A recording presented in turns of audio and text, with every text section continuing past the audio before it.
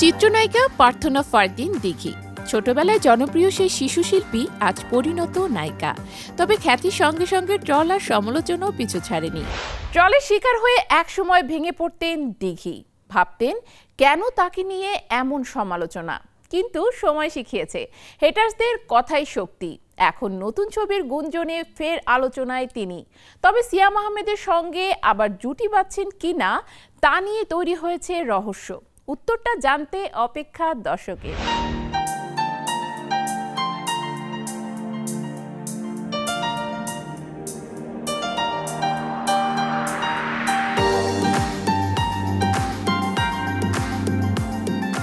চিত্রনায়িকা প্রার্থনা ফারদিন দিঘি ছোটবেলায় জনপ্রিয় সেই শিশু শিল্পী আজ পরিণত নায়িকা। তবে খ্যাতির সঙ্গে সঙ্গে ট্রল আর সমালোচনাও পিছু ছাড়েনি। একসময় এসব কটাক্ষে ভেঙে পড়তেন তিনি।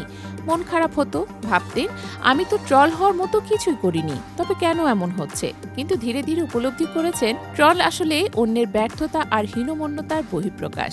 আর সেখান থেকেই শুরু হয় তার নতুন মানসিক যাত্রা। সম্প্রতি এক সাক্ষাৎকারে দিঘি স্পষ্ট জানালেন এখন আর এসব ট্রল বা হেটার্সদের কথায় কান দেন না, বরং নেতিবাচকতাকে নিজের শক্তি হিসেবে ব্যবহার করেন। তার ভাষায় শাকিব খানকে নিয়েও ট্রল হয়, জয়া আহসানকে নিয়েও ট্রল হয়, অমিতাভ বচ্চন, শাহরুখ খান, এমনকি আমার প্রিয় রণবীরও ট্রলের শিকার। যারা ট্রল করে তারা সফলদের দেখে ঈর্ষান্বিত হয়, তাই তাদের কথায় গুরুত্ব দেয়া বোকামি। কিছুদিন আগে তিনি যুক্তরাষ্ট্র থেকে দেশে ফিরেছেন। পেনসিলভানিয়া, টেক্সাস আর মিশিগান ৩ অঙ্গরাজ্যে ৩টি শহরে স্টেজ শো করেছেন দিঘি। প্রতিটি শোতেই ছিল বিপুল দর্শক। মিশিগানে যেখানে পারফর্ম করেছেন সেখানে দর্শক সংখ্যা ছিল প্রায় ২০,০০০। বিদেশের মঞ্চে দাঁড়িয়ে এমন অভিজ্ঞতা তার জন্য ছিল অবিস্মরণীয়। শো শেষে সময় কাটিয়েছেন আত্মীয়দের সঙ্গে, ঘুরেছেন বেশ। দেশে ফিরে নতুন সিনেমার গুঞ্জন ছড়িয়ে পড়ে। শোনা যায় সিয়াম আহমেদের সঙ্গে আবারও জুটি বাঁধতে যাচ্ছেন তিনি মেহেদী হাসান হৃদয় পরিচালিত রাক্ষস নামের একটি সিনেমায়। যদিও এ বিষয়ে মুখ খুলতে চাননি দিঘি, শুধু বলেছেন এখনো নিশ্চিত কিছু হয়নি, দেখা যাক, আশা করি ভালো কিছুই হবে।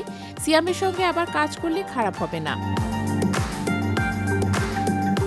এর আগে সিয়ামের বিপরীতে জঙ্গলি সিনেমায় অভিনয় করেছিলেন তিনি। নূপুর চরিত্রে অভিনয় করে সাড়া ফেলেছিলেন দর্শকদের মনে। অনেকেই বলেছিলেন নূপুর চরিত্রটাই ছবির বাগ বদলে দিয়েছিল। সেই অভিজ্ঞতা এখনো তাজা করে মনে পড়ে তার। দর্শকের এমন প্রতিক্রিয়ায় তাকে অভিনয়ের প্রতি আরো দৃঢ় করেছে। তবে শুধু রোমান্টিক চরিত্রে আটকে থাকতে চান না দিঘি, চান নির্মাতারা তাকে চ্যালেঞ্জিং চরিত্র দিক, নতুন লুক নিয়ে হাজির হবার সুযোগ তৈরি করুক। তার বিশ্বাস একজন শিল্পীকে কমফোর্ট জোন থেকে বের করে আনার মাধ্যমেই আসল সৃজনশীলতা ফুটে ওঠে। ব্যক্তিগত জীবনে অবশ্য এখনো পরিবারের কাছে সে ছোট্ট দিঘি রয়ে গেছে। হাসতে হাসতে বলেন, আমি যদি তাদের সামনে বড়দের মতো আচরণ করি তারা পাত্তাই দেয় না, ভাবে ও তো এখনো ছোট মানুষ। অভিনেত্রী জানেন হেটারদের কাজই হলো নেতিবাচকতা ছড়ানো। তবে তিনি সিদ্ধান্ত নিয়েছেন তাদের কথায় প্রভাবিত হবেন না, বরং এগিয়ে যাবে নিজের স্বপ্ন আর কাজের পথে। কারণ তিনি বিশ্বাস করেন সবাইকে খুশি করা সম্ভব নয়, কিন্তু নিজের প্রতি আস্থা আর কাজের প্রতি ভালোবাসায় পারে এগিয়ে নিতে। এখন দর্শকদের প্রশ্ন, দিঘি আসলেই কি সিয়ামের সঙ্গে নতুন রোমান্টিক সিনেমায় ফিরছেন, নাকি আরো ভিন্ন কোনো চরিত্রে চমকে দেবেন সবাইকে? উত্তরটা আপাতত রহস্যই রইল। কিন্তু একটা বিষয় নিশ্চিত, ট্রল, হেটার্স বা কটাক্ষ কোনো কিছুই থামাতে পারবে না দিঘিকে। তিনি তার নিজস্ব ভঙ্গিতে এগিয়ে যাচ্ছেন আলো ঝলমলে ভবিষ্যতের পথে।